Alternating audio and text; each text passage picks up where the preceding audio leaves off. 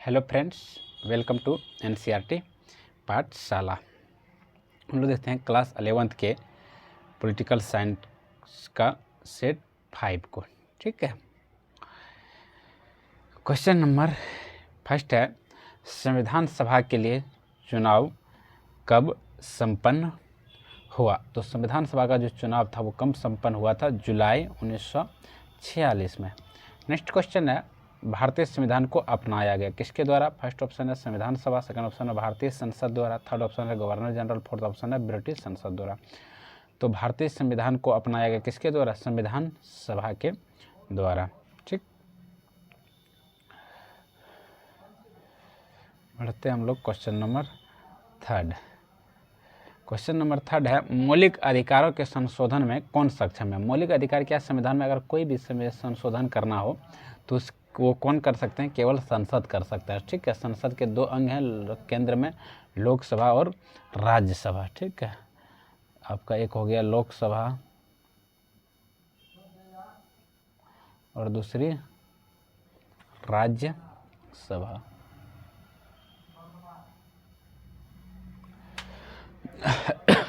Question number 4 है, निम्नलिखित में से किस संवैधानिक संशोधन द्वारा पंचायती राज को कानूनी मान्यता प्रदान किया गया? ठीक है, पंचायती राज जो है व्यवस्था सबसे पहले कहाँ शुरू किया गया था? राजस्थान में, राजस्थान के नागौर जिले में। ठीक है, और ये कब शुरू हुआ था? 73वां और 74वें में। हालांकि इसमें 73वां ऑप्शन नहीं दिया हुआ है, तो कौन ऑप्शन सही हो जाएंगे? 74वें। ठीक है, 73वें संविधान संशोधन में ग्रामीण में पंचायती राज व्यवस्था को लागू किया गया था और 74वें में शहरी में लागू किया गया था। ये आपका शहरी हो गया। ठीक, और 73वें में किस में लागू किया गया था? 73वें में ग्रामीण में। ठीक है, फिर है क्वेश्चन नंबर 5, भारत में किनके चुनाव में आनुपातिक प्रतिनिधित्व चुनाव प्रणाली अपनाई जाती है? तो कौन हो जाएंगे? विधान परिषद। ठीक है, बढ़ते हैं क्वेश्चन नंबर हम लोग नेक्स्ट 6 की ओर। क्वेश्चन नंबर 6 है, साधारण बहुमत प्रतिनिधित्व व्यवस्था के लिए गलत है, यानी कि क्वेश्चन के गलत कथन है। ठीक है, बोल रहा है कि साधारण बहुमत प्रतिनिधित्व व्यवस्था के लिए कौन सा कथन गलत है? प्रथम ऑप्शन, यह प्रणाली अत्यंत सरल है। चलो नेक्स्ट देखते हैं, इसमें विकल्प चुनने में कठिनाई नहीं होती। ये भी बात, ये तो सही बात है, लेकिन इसमें गलत चुनना। इसमें चुनाव परिणाम निकालने में कठिनाई नहीं होती, ये भी सही बात है। फोर्थ ऑप्शन, ये चुनाव बहुत खर्चीली होती है, ये गलत है। गलत, ये गलत है, तो फिर गलत का उत्तर क्या हो जाएगा? गलत का आंसर गलत सही हो जाएगा। नहीं, क्योंकि यहाँ गलत ही पूछा हुआ है, तो नेगेटिव का आंसर नेगेटिव। यह प्रणाली बहुत खर्चीली नहीं है। ठीक है, नेक्स्ट क्वेश्चन है, भारतीय संविधान के अनुसार देश का प्रथम नागरिक कौन है? आप लोग जानते हैं कि भारतीय संविधान के अनुसार देश का प्रथम नागरिक कौन कहलाते हैं? राष्ट्रपति। ठीक है, इनका सही ऑप्शन क्या हो जाएंगे? उत्तर राष्ट्रपति। ऑप्शन नंबर बी सही उत्तर है। क्वेश्चन नंबर 8 है, भारत का उपराष्ट्रपति किसका पदेन सभापति होता है? भारत के जो उपराष्ट्रपति होता है उनको उपराष्ट्रपति के लिए वेतन भी नहीं मिलता है, उसको केवल पदेन सभापति के लिए। और किनके पदेन सभापति के लिए वेतन मिलता है? बताओ। लोकसभा, राज्यसभा, विधानसभा। तो उपराष्ट्रपति जो होता है वो राज्यसभा का पदेन सभापति होते हैं। ठीक है, बढ़ते हैं हम लोग नेक्स्ट क्वेश्चन की ओर। आप लोग वीडियो को पूरी देखेंगे और एक लाइक भी जरूर कर देंगे। ठीक, क्वेश्चन नंबर 9 है, प्रधानमंत्री की नियुक्ति कौन करता है? प्रधानमंत्री की नियुक्ति कौन करता है? प्रधानमंत्री कौन बनते हैं? जिसको सर्वाधिक मत मिलते हैं, जिस पार्टी के दल के नेता को सर्वाधिक मत मिलते हैं वही क्या बनते हैं? प्रधानमंत्री बनते हैं। लेकिन उसका नियुक्ति कौन करता है? तो उसका नियुक्ति कौन करता है? राष्ट्रपति करता है। ठीक है, किसी को भी वो नियुक्ति नहीं कर सकता। किसको नियुक्ति करेंगे? किसी भी पार्टी, जिस पार्टी को सबसे अधिक मत मिले उसी पार्टी में से उसी नेता को वो प्रधानमंत्री नियुक्त करता है। क्वेश्चन नंबर 10 है, लोकसभा का अध्यक्ष अपना त्यागपत्र किसको देता है? अगर आप लोग के पास मॉडल सेट होगा ना, तो इसमें वो मॉडल सेट 5 में जो इतना आंसर गलत दे रखा है, आप लोग उससे पढ़ेंगे ही नहीं। ठीक है, हद ही कर दिया है इन्होंने, एकदम लगभग 50% तो आंसर ही गलत है। मॉडल सेट 5 का आंसर को देख के नहीं पढ़ेंगे, आप लोग वीडियो जरूर देख लेंगे। ठीक है, इसमें सारे उत्तर सही बताया जा रहा है। लोकसभा अध्यक्ष अपना त्यागपत्र किसको देता है? लोकसभा अध्यक्ष जो होता है अपना त्यागपत्र वो लोकसभा उपाध्यक्ष को देता है, और फिर उपाध्यक्ष जो होते हैं वो लोकसभा अध्यक्ष को देता है। ये दोनों आपस में जो है अपने त्यागपत्र को आदान प्रदान करते रहें। विधान परिषद सदस्य कितने वर्षों के लिए निर्वाचित होते हैं? विधान परिषद का जो सदस्य होते हैं वही 6 वर्ष के लिए होता है। विधान परिषद हो गया, राज्यसभा हो गया, ठीक है, ये दोनों का जो निर्वाचित सदस्य होते हैं वो 6 वर्ष के लिए होते हैं। नेक्स्ट क्वेश्चन है 12 नंबर, विधानसभा सदस्यों का निर्वाचन किसके देख रेख में होता है? तो विधानसभा सदस्यों का निर्वाचन किसके देख रेख में होगा? निर्वाचन आयोग के देख रेख में किया जाता है।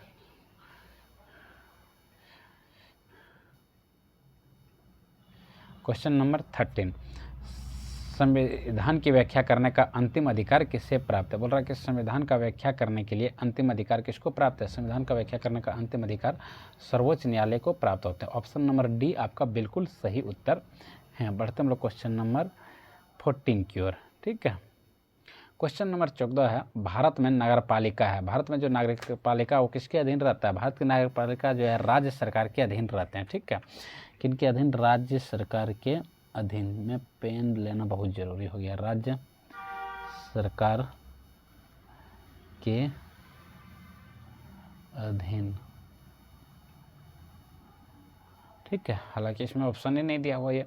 भारत में नगरपालिका किसके अधीन रहता है? राष्ट्रपति के अधीन नहीं रहते हैं, संसद के अधीन प्रधानमंत्री। तो इसमें आप जो है राष्ट्रपति नहीं, तो आप स्वतंत्र आंसर लगा सकते हैं। ठीक है, ऑप्शन नंबर डी।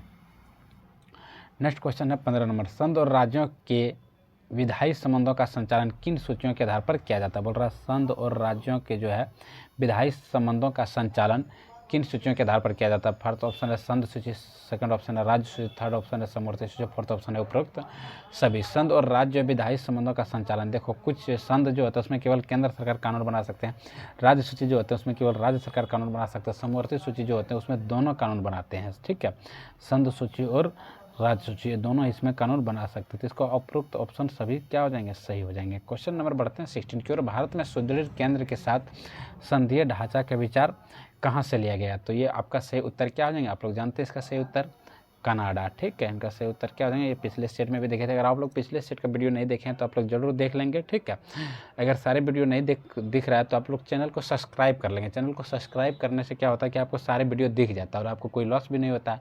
ठीक है, और बहुत ज़्यादा नोटिफिकेशन मेरे वीडियो का जाता नहीं। ऐसा नहीं सोचना कि चैनल सब्सक्राइब करेंगे तो बहुत ज़्यादा नोटिफिकेशन आएगा, ऐसा नहीं। दिन भर में 1 या 2 वीडियो अपलोड मैं करता हूँ। चलिए बढ़ते हैं क्वेश्चन नंबर 17 की ओर। वो आपके फ़ायदे के लिए ही नोटिफिकेशन है। रील देखने में कितने समय बर्बाद करते हो, तो आप लोग कितने कॉमेडी वीडियो का चैनल सब्सक्राइब करके रखते हो, तो टीचर का भी अपना वीडियो सब्सक्राइब जरूर करके रखेंगे जो आपके जीवन में काम आएंगे।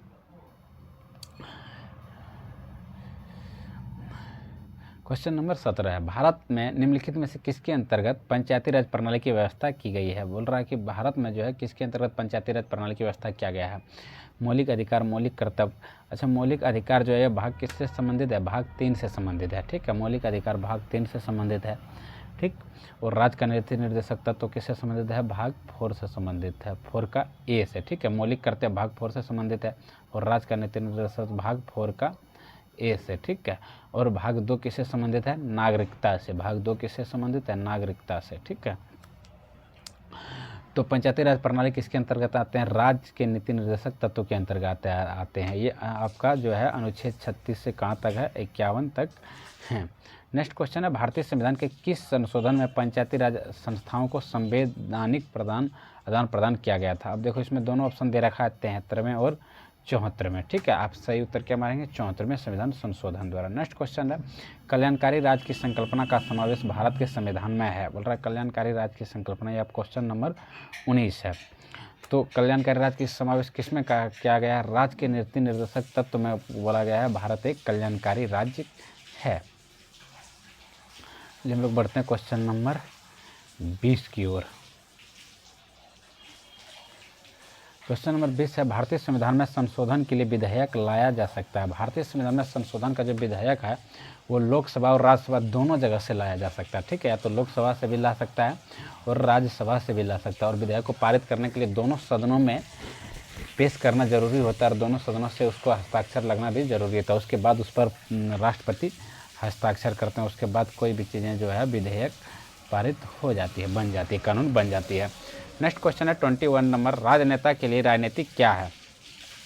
हालांकि राजनेता के लिए राजनीति क्या है देखते हैं। दाव पेच है, स्वार्थ, धोखा व स्वार्थ सिद्धि का उपाय है, ये तो नहीं होगा। ठीक है, हालांकि करता यही है, ठीक है, लेकिन ये उत्तर नहीं होगा जन सेवा। इनका उत्तर सही आपका जन सेवा होगा, लेकिन राजनेता जो वर्तमान राजनेता है वो ये काम नहीं करता, ये करता, ठीक है, लेकिन आपको उत्तर सही लगाना है।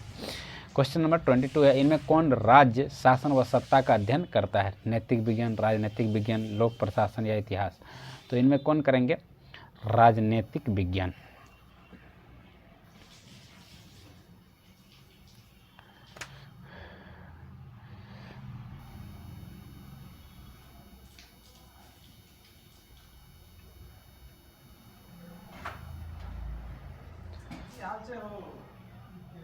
क्वेश्चन नंबर 23, इनमें से कौन राजनीतिक स्वतंत्रता नहीं है? ठीक है, फर्स्ट ऑप्शन है वोट देना राजनीतिक स्वतंत्रता बिल्कुल। आजीविका पाना सेकंड, थर्ड ऑप्शन है, इसमें आजीविका पाना आपका हो जाएगा राजनीतिक स्वतंत्रता नहीं। ये भी है चुनाव में भाग लेना राजनीतिक स्वतंत्रता बिल्कुल है। सरकार को संवैधानिक तरीकों से बदलना, ये भी आपका बिल्कुल राजनीतिक स्वतंत्रता है। नेक्स्ट क्वेश्चन है, कौन स्वतंत्रता की सुरक्षा नहीं करता? बोल रहा है कौन जो है स्वतंत्रता की सुरक्षा नहीं करते हैं। ठीक है, संविधान में वर्णित मौलिक अधिकार बिल्कुल ये स्वतंत्रता की सुरक्षा करते हैं। देश में शासन का कानून, बिल्कुल कानून रहेंगे तभी तो आप स्वतंत्रता की सुरक्षा कर सकते हैं। स्वतंत्र न्यायपालिका, इसमें जो है राजनीतिक पार्टियां, इसका सही उत्तर क्या हो जाएंगे? राजनीतिक पार्टियां, उनको अपनी पार्टी से मतलब है। ठीक है, चलो देखते हैं हम लोग क्वेश्चन नंबर 25। आराम आराम से देखेंगे, कोई भाग दौड़ की ज़िंदगी नहीं है। व्यक्ति जो चाहे सो करे, उसके कार्य में कोई प्रतिबंध नहीं आना चाहिए। आप इस कथन को स्वतंत्रता के किस रूप में रखेंगे? बोल रहा कि व्यक्ति जो चाहे सो करे, ठीक है, उसके कार्यों पर कोई प्रतिबंध नहीं आना चाहिए। आप इस कथन को स्वतंत्रता किस रूप में रखेंगे? सामाजिक स्वतंत्रता, नैतिक स्वतंत्रता, अभिव्यक्ति की स्वतंत्रता, प्राकृतिक स्वतंत्रता। कैसा हो जाएगा? अभिव्यक्ति की स्वतंत्रता। देखते हैं आजकल फैशन भी बहुत चल गया, अभिव्यक्ति की स्वतंत्रता नहीं। उनका आप मोबाइल नहीं देख सकते हैं, डायरी नहीं देख सकते हैं, हालांकि देखना भी नहीं चाहिए, क्यों देखोगे आजकल, क्या ही बोलोगे, छोड़ो। 26 में फ्रांसीसी क्रांतिकारियों का नारा क्या था? स्वतंत्रता, समानता, भाईचारा। तो फ्रांसीसी क्रांतियों का नारा क्या था? उपरोक्त सभी हो जाएगा। स्वतंत्रता भी था, समानता भी था और भाईचारा भी था। नेक्स्ट क्वेश्चन है 27 नंबर, प्राचीन भारतीय समाज में न्याय का संबंध है। प्राचीन भारतीय समाज में न्याय का संबंध किससे था? धर्म और कर्म से था। ठीक है, धर्म और कर्तव्य से। तो इसमें कर्तव्य ऑप्शन नहीं दिया हुआ है, तो आपका सही उत्तर क्या हो जाएंगे? धर्म। ऑप्शन नंबर सी सही उत्तर हो जाएंगे। ठीक है, बढ़ते हैं हम लोग क्वेश्चन नंबर 28 की ओर। 28 है, न्याय का अर्थ है। न्याय का अर्थ क्या? अपने मित्र का भला करना। नहीं, हाँ बिल्कुल है, मान लो दुश्मनों का नुकसान करना, ये तो नहीं होगा, कतई नहीं होगा। अपने हितों की रक्षा करना, हाँ आजकल होता है। व्यक्तियों का उसका वाजिब हिस्सा देना, लेकिन इसका सही उत्तर क्या हो जाएगा? आपको व्यक्तियों का उसका वाजिब हिस्सा देना न्याय का अर्थ होता है। ठीक है, नेक्स्ट क्वेश्चन है, जीवन का अधिकार किस तरह का अधिकार है? यानी कि जीवन का जो अधिकार वो कैसे? राजनीतिक अधिकार है, आर्थिक अधिकार है, सामाजिक अधिकार है, प्राकृतिक अधिकार है। तो जीवन का अधिकार है आपका आर्थिक अधिकार हो जाएंगे। ठीक है, नेक्स्ट क्वेश्चन की ओर बढ़ते हैं। क्वेश्चन नंबर 30 बोल रहा प्राकृतिक अधिकार की सुरक्षा करना किसका दायित्व है? अब इसका आंसर हम क्या मारे भाई? प्राकृतिक अधिकार की सुरक्षा करना किसका दायित्व है? व्यक्ति का, समाज का, राज्य का, परिवार। इसमें उपरोक्त सभी ऑप्शन देना चाहिए। अब देख लो, ये क्वेश्चन नहीं पूछेगा, ठीक है, पूछेगा तो ऑप्शन ऐसा नहीं रहेगा। प्राकृतिक अधिकार की सुरक्षा करना जो दायित्व है हर नागरिक एवं सरकार का है। ठीक है, हर नागरिक एवं सरकार का, हर नागरिक एवं सरकार का। इसमें ऑप्शन दिया ही नहीं है उपरोक्त सभी।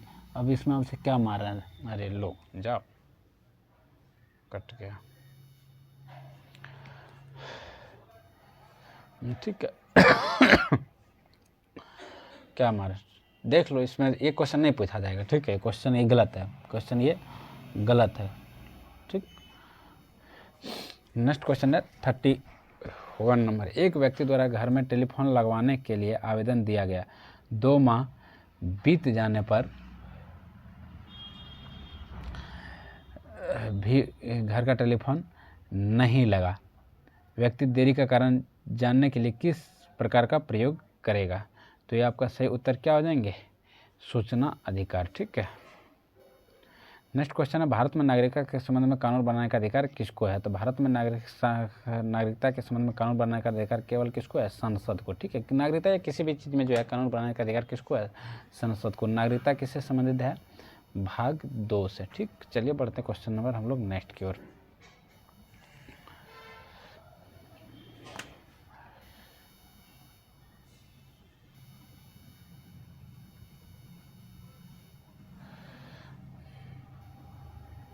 क्वेश्चन नंबर 33, नागरिकता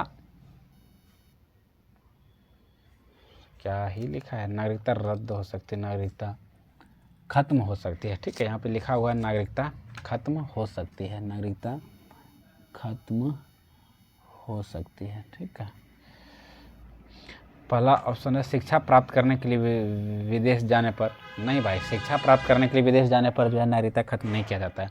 घूमने के लिए विदेश जाने पर नहीं, घूमने के लिए विदेश जाने पर नागरिकता खत्म नहीं किया जाता। परिवार से दूर रहने पर, आजकल तो सब परिवार से दूर ही रह पाते हैं, कोई कहीं जॉब करते हैं, तो ये भी नहीं होगा। तो आपका सही उत्तर क्या देंगे, देशद्रोह का अपराध सिद्ध होने पर। अगर आपके ऊपर देशद्रोह का अपराध सिद्ध हो जाता है तो क्या हो जाएगा, नागरिकता समाप्त हो जाएगा। ठीक है, आप लोग चैनल को सब्सक्राइब कर देंगे, चैनल ना सब्सक्राइब करने का जो है देशद्रोही नहीं करेंगे। ठीक, हालांकि मजाक कर रहा हूँ, चैनल सब्सक्राइब करना ना करना वो आपकी इच्छा है। नेक्स्ट क्वेश्चन है, कितने वर्षों तक लगातार देश से बाहर रहने पर नागरिकता समाप्त हो सकती है। ठीक है, इसका सही उत्तर हो जाएंगे 10 वर्ष। अगर आप 10 साल तक जो है अपने देश से बाहर रहते तो आपकी नागरिकता को समाप्त किया जा सकता है। चलिए नेक्स्ट क्वेश्चन हम लोग देखते हैं 35 नंबर, एक संस्कृति एक राज्य के विचार से क्या परिणाम निकले। एक संस्कृति और एक राज्य के विचार से क्या परिणाम निकले। राज्यों की सीमाओं में बदलाव आए, एक संस्कृति एक राज्य, बढ़ती हुई जनसंख्या का विस्थापन हुआ, सांप्रदायिक हिंसा हुआ। इसमें क्या हो जाएगा, उपरोक्त सभी आंसर हो जाएगा। ठीक, क्वेश्चन नंबर 36 है, धर्म सापेक्षवाद में है। धर्म सापेक्षवाद मतलब होता है कि वो किसी के धर्म को ज़्यादा सपोर्ट नहीं करना, यानी कि तटस्थ रहना, निष्पक्ष रहना। ठीक है, धर्म और राजनीति अलग अलग होते हैं, धर्म और राजनीति जुड़े होते हैं। ठीक है, धर्म की प्रधानता होती, राज्य समान रहता है, ये तो नहीं होगा। राज्य की प्रधानता रहती है, धर्म समान रहते हैं, ये भी बिल्कुल नहीं होगा। ठीक है, ऑप्शन धर्म और राजनीति जुड़े होते हैं, धर्म और राजनीति नहीं, वो लोग, हालांकि वो अलग बात है कि राजनीति में धर्म को जोड़ लेते हैं, लेकिन इसका सही उत्तर क्या हो जाएगा, धर्म और राजनीति अलग अलग होते हैं। क्वेश्चन नंबर 37, समान नागरिक संहिता का कामना करता है, यानी कि बोल रहा है कि समान नागरिक संहिता का मन। ऐसे समान नागरिक संहिता की बातें किसने कहा था, क्या था, डॉक्टर भीमराव अंबेडकर ने किया था। ठीक है, डॉक्टर भीमराव अंबेडकर ने, जिसको हम लोग जो है संविधान सभा का जनक भी मानते हैं। तो समान नागरिकता की संहिता की कामना किसमें किया था, धर्मनिरपेक्ष राज्य में किया जाता है। ठीक है, ऑप्शन नंबर आपका क्या हो जाएंगे, बी सही हो जाएंगे। ठीक, नेक्स्ट बोलते हैं, नास्तिकवाद का किसने समर्थन किया। नास्तिकवाद का समर्थन किसने किया था, मार्क्स, प्रादो, वोल्ट। इनका सही उत्तर हो जाएगा मार्क्स। ठीक है, नेक्स्ट क्वेश्चन है 39 नंबर, न्यूयॉर्क स्थित विश्व व्यापार केंद्र को आतंकवादियों ने कब ध्वस्त किया था। न्यूयॉर्क में स्थित जो थी विश्व व्यापार केंद्र को आतंकवादियों ने 11 दिसंबर 2001 को ध्वस्त किया था। आगे हम लोग अब लास्ट क्वेश्चन की ओर। ठीक है, लास्ट क्वेश्चन है, भारत में चिपको आंदोलन का जन्म हुआ। भारत में चिपको आंदोलन का जन्म किस लिए हुआ था, उद्योग बचाने के लिए, नदी को बचाने के लिए, वन क्षेत्र को बचाने के लिए। तो भारत में चिपको आंदोलन का जन्म किस लिए हुआ था, वन क्षेत्र को बचाने के लिए। ठीक, अगर आप लोग वीडियो को लाइक नहीं किए तो लाइक ज़रूर कर देंगे। मिलते हैं हम लोग नेक्स्ट वीडियो में, तब तक आप लोग मस्त रहिए, स्वस्थ रहिए और पढ़ाई में व्यस्त रहिए। धन्यवाद।